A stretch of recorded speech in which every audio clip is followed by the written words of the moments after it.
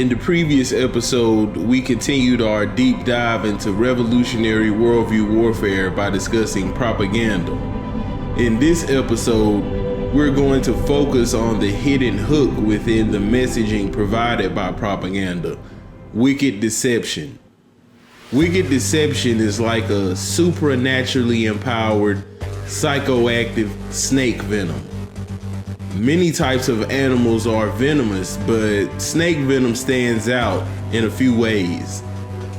Snake venom contains neurotoxins designed to damage nerves in the eye. Snake venom contains cytotoxins designed to damage cells in the heart.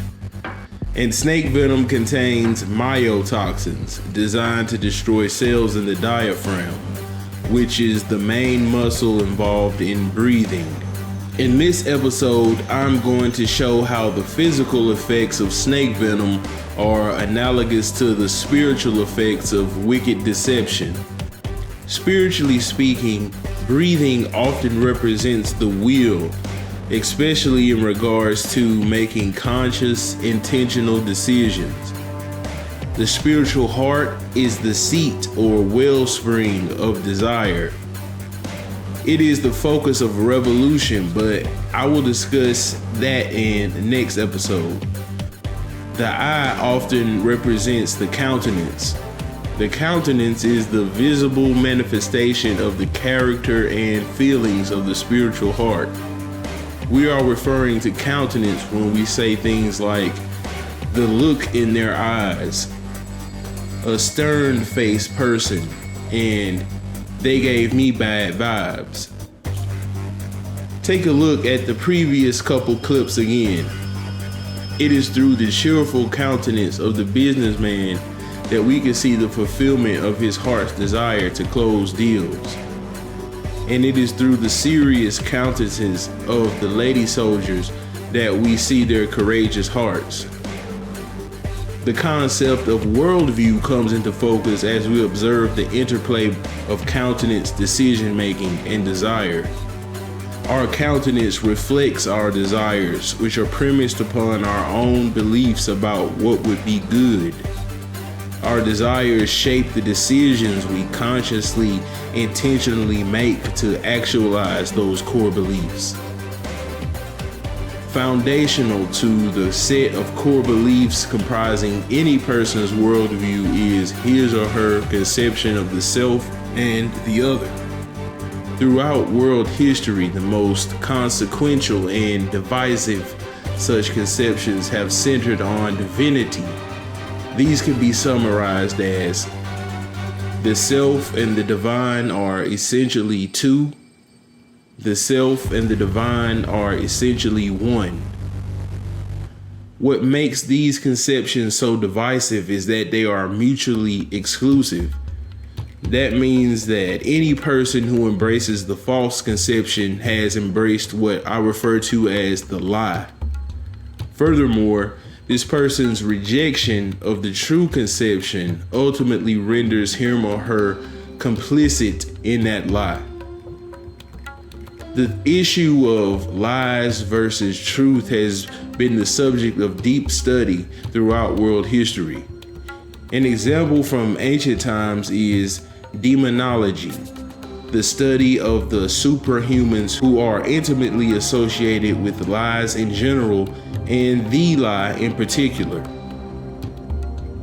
An example from modern times is semiotics, the study of any natural or human-made thing that can counterfeit and thus be used to lie about another thing.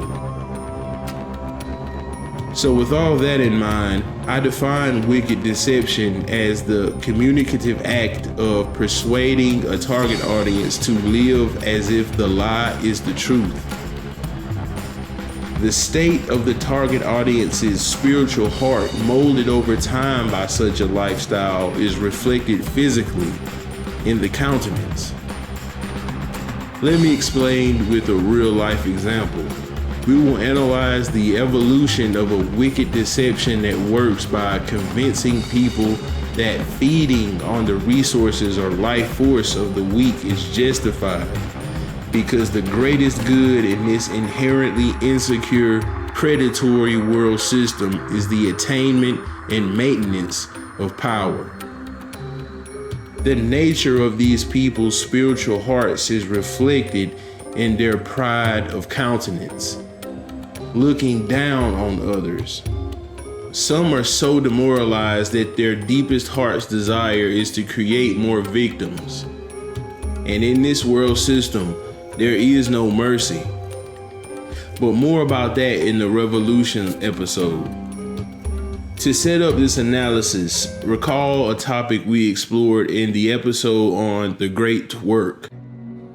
This brings us to some Christological controversies that sprung up in the 4th century church, before the institutions of Roman Catholicism, Eastern Orthodoxy, and certainly before Protestantism. These controversies centered on how humans as creatures can come to know the uncreated, Most High God. These controversies led to splits in the church. There were some who held that God is entirely unknowable. This Christology would come to be referred to as Arianism. There were others who held that God can be fully known in entirety. This Christology would come to be referred to as Eunomianism. Although both of those Christologies come to different conclusions, they are both premised on the notion that Jesus Christ is a creature, a mere man. This can be considered an inverted form of apotheosis. Instead of elevating a human to godhood, God is lowered in entirety to the level of a human. Moreover, this touches on the core of worldview warfare. Remember that on one hand, worldview warfare focuses on a target audience's view of themselves. On the other hand, worldview warfare focuses on a target audience's view of others. Others can be nature, fellow humans, or even God. Both Arianism and its more extreme form, Eunomianism, are rooted in an ideology known as the Great Chain of Being. Interestingly, this ancient ideology came out of mystery religion. It first appeared in the Western world with Plato and Aristotle, both of whom held the core belief that the self and the divine are essentially one. The ideology was further innovated upon by other Greek mystery initiates in later centuries. The Great Chain of Being ideology holds that the universe is ordered as a hierarchy of hierarchies, like a massive ladder or chain. At the topmost link of the chain is God. This is followed by links consisting of supernatural creatures, then links consisting of natural creatures. These creatures exhibit less beauty, reason, and strength as one moves further down the interconnected links on the chain. Thus, creatures higher in the chain are superior to creatures lower in the chain. This means creatures higher in the chain are free to feed on the resources and life force of creatures lower in the chain. The hierarchy of natural creatures falls into humans, then animals, then plants, then minerals. In the mineral link, diamonds are superior to sand. In the plant link, trees are superior to herbs. In the animal link, mammals are superior to insects. The Great Chain of Being ideology is still reflected in phrases we are familiar with today, like the lion being the king of the animals, the oak tree being the king of all plants, and gold being the king of all minerals. Humans, being both mortal in flesh and potentially immortal in spirit, are a special link on the Great Chain of Being. Mystery initiates seek to apply hidden knowledge of the divine within to ascend up the chain towards divinity. Such knowledge implies that the self and the divine are essentially one. Non-initiates either will not or cannot apply this knowledge. Thus, they are looked down on. Their life force becomes food.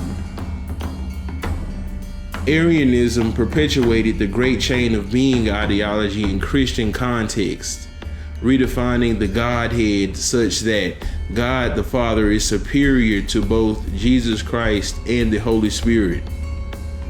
Arianism found its way into much of the Christianity that would later develop in the land now known as Europe. For the next 1,000 years in Europe, Christianized teachings on the great chain of being ideology were foundational to the authoritarian social order of feudalism. Feudalism rendered the large masses of European peasants powerless to stop their rulers from feeding on their life force.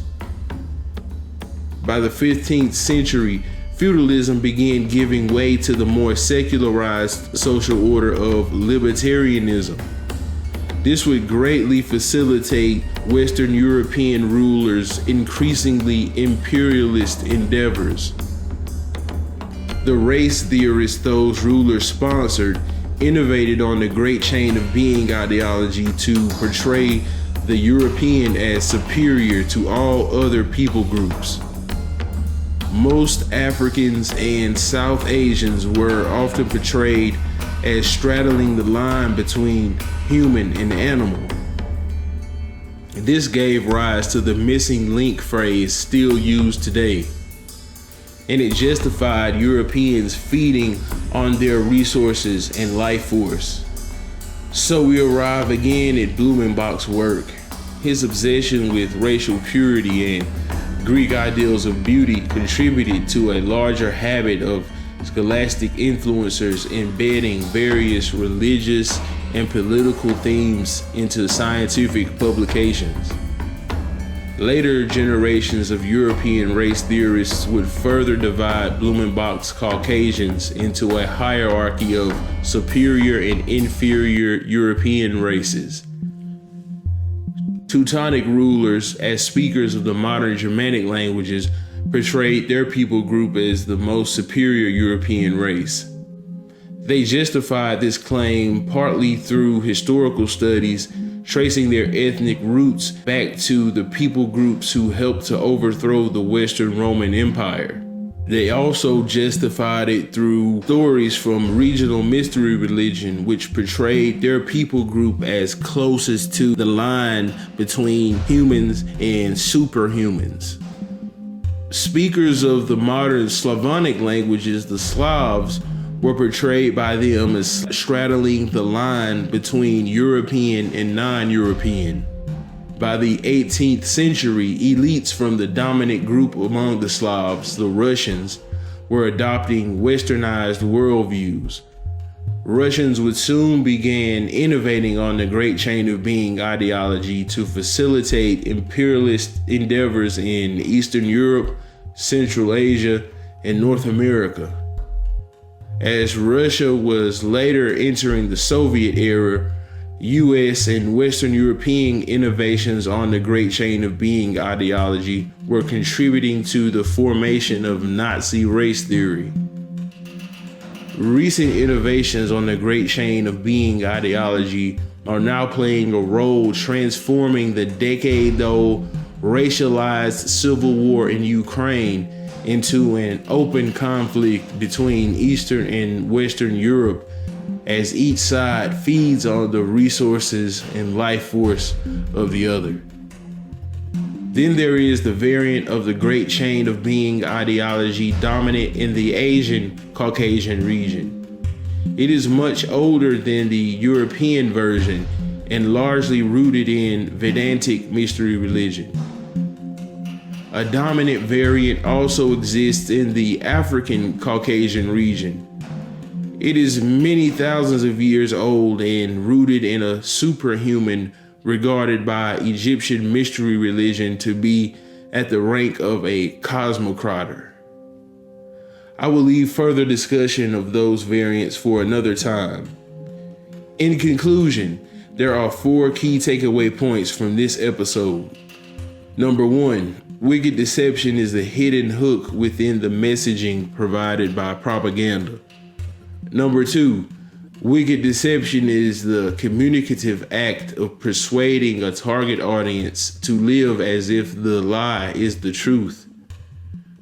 Number 3, the issue of truth versus lies strikes at the heart of every person's worldview, especially his or her conception of the self and the divine.